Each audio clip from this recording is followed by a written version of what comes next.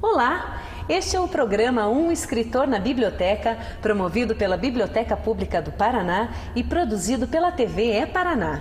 Neste bate-papo, os convidados falam sobre sua formação e o papel que as bibliotecas tiveram em suas vidas. No programa de hoje, com mediação de Yuri Awanati, uma conversa com o escritor e jornalista Ednei Silvestre. Um autor que conciliou a carreira literária com seu intenso trabalho como repórter, roteirista, produtor e apresentador de televisão. Nascido em Valença, no Rio de Janeiro, em 1950, de uma família pobre e numerosa, Ednei Silvestre desde cedo foi um apaixonado pelos livros. Hoje, além de ter sido agraciado com alguns dos mais importantes prêmios literários do Brasil, é também um dos escritores de língua portuguesa com mais prestígio junto à crítica especializada internacional. Conheça melhor a vida e as ideias do autor de sucessos como Se Eu Fechar os Olhos Agora, Dias de Cachorro Louco e grandes entrevistas do milênio. Fique agora com Ednei Silvestre, um escritor na biblioteca.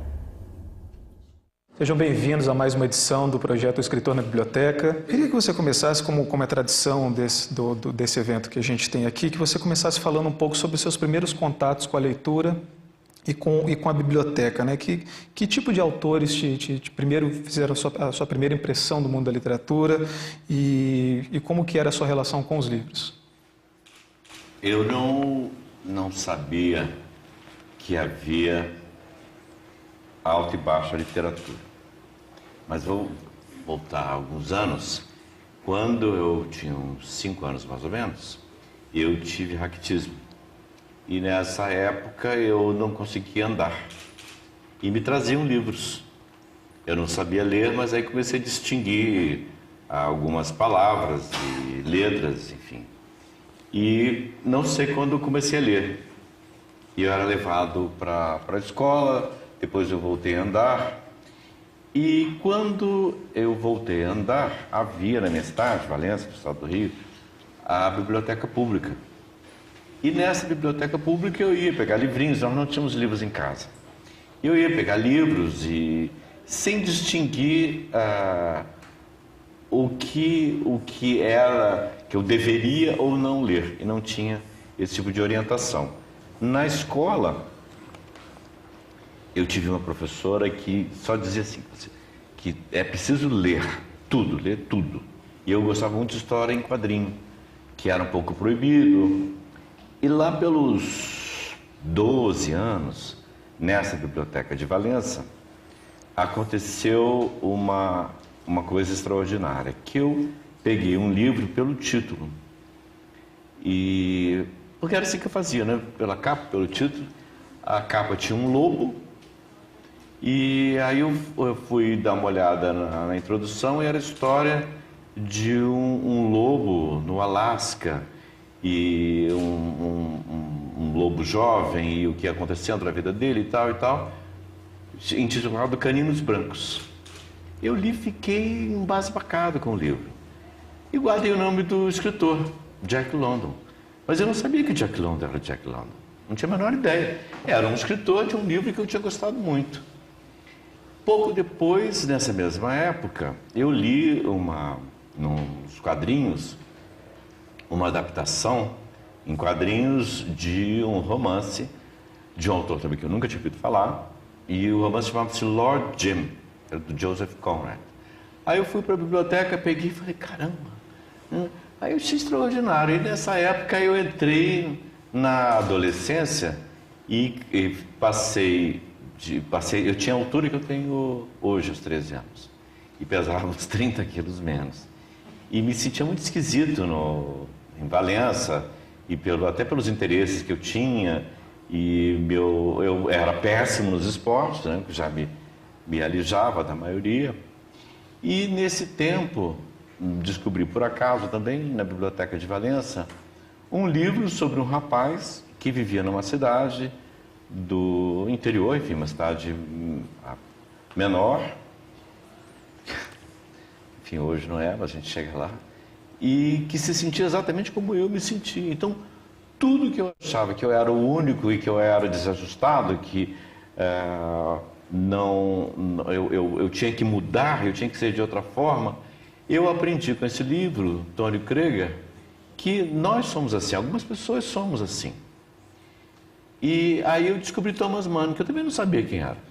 Então todas essas descobertas na Biblioteca de Valença me fizeram muitíssimo bem e me trouxeram para um outro tipo de leitura. Eu juntava o prazer das histórias em quadrinho com esse tipo de história.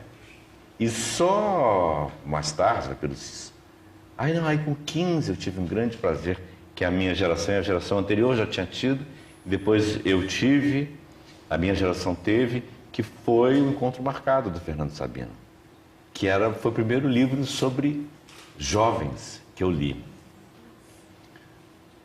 Hoje, infelizmente, a Biblioteca de Valença, depois do governo militar, a biblioteca foi desmantelada e os livros foram postos em caixas e estão distribuídos por diversas repartições da prefeitura. Ninguém sabe o que ainda existe ou o que está, e a população de Valença, os jovens de Valença, não leem na biblioteca porque não as há.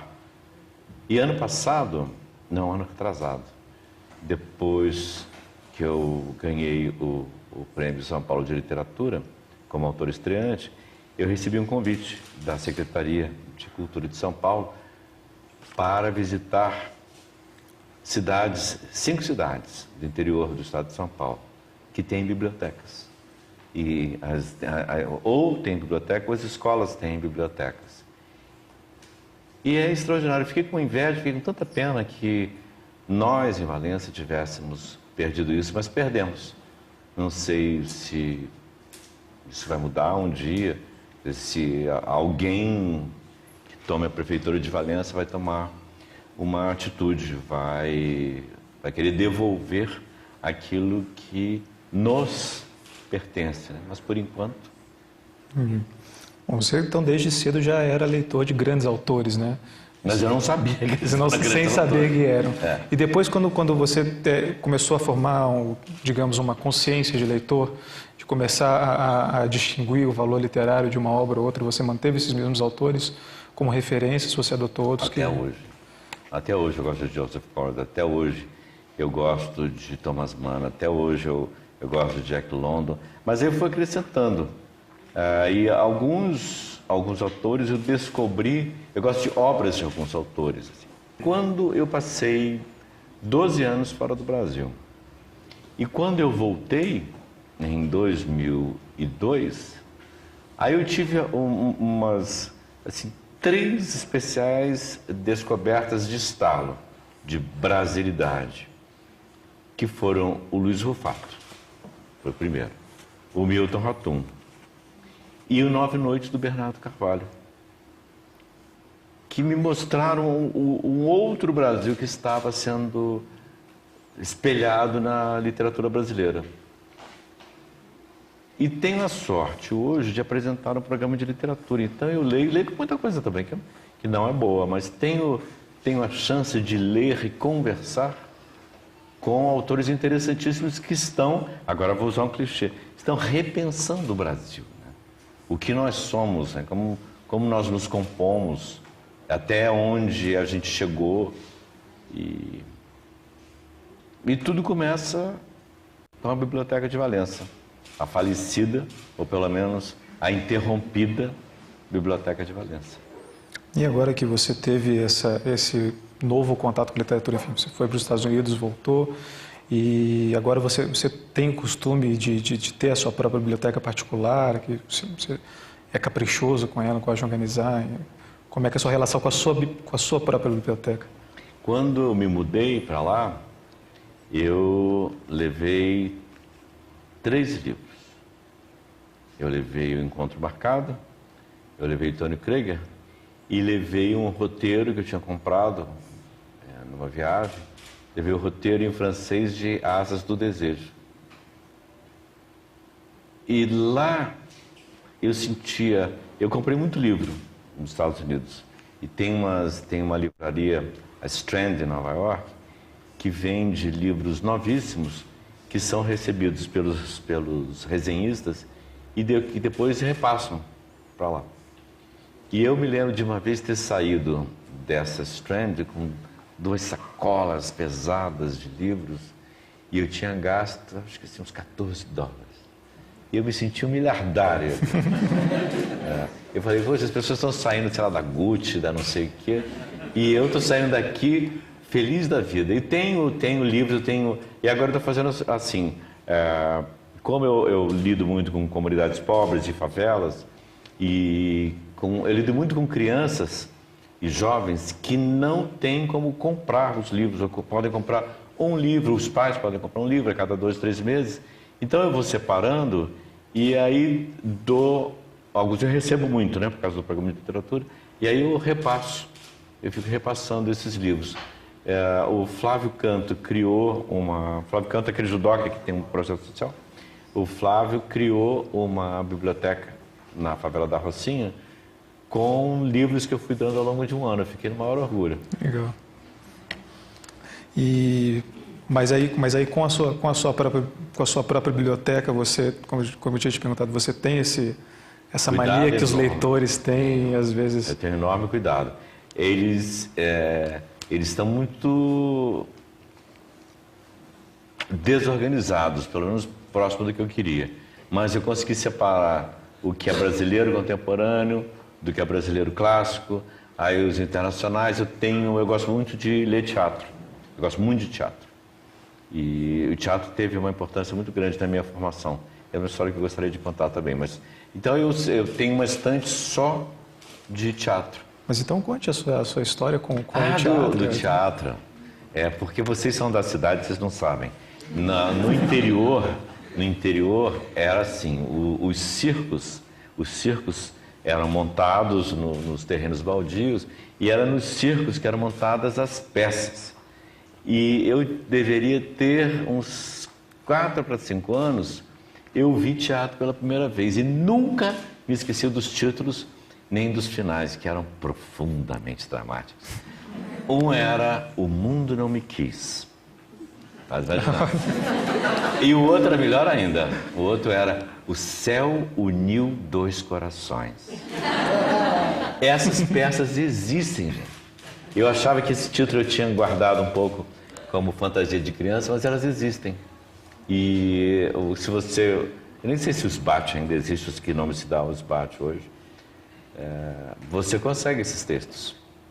E no mundo... O mundo não me quis, eu só me lembro disso, que o mundo não queria o cara e ele acabou morrendo. Mas O Céu Uniu Dois Corações, vê se não parece alguma coisa que vocês conhecem. Eram um rapaz e uma moça de famílias inimigas. Original. As famílias não deixam que eles se amem. E aí eles fazem o quê? Eles fingem que irão se matar para poderem fugir. Morrem, eles se equivocam e morrem. Esse aqui é o mais dramático, porque eu imagino como criança fica em teatro, né? Fica gritando, não bebe, não bebe. Não é assim, teatro infantil é um barato, né? Porque as crianças vivem intensamente, né? Completamente. Bom, e agora voltando um pouco à sua leitura, o jornalismo é uma prática que envolve processo de escrita e também muita leitura, né? E houve alguma coisa nessa sua primeira contato com a literatura, com os livros, que lhe guiou para o mundo do jornalismo? Eu cheguei ao jornalismo por ser tradutor. Eu cheguei à tradução porque eu precisava trabalhar para me sustentar. E eu cheguei à tradução não de romances ou livros importantes no começo. Eu traduzi histórias em quadrinho. Histórias de cowboy e, enfim, histórias engraçadas em espanhol e em inglês.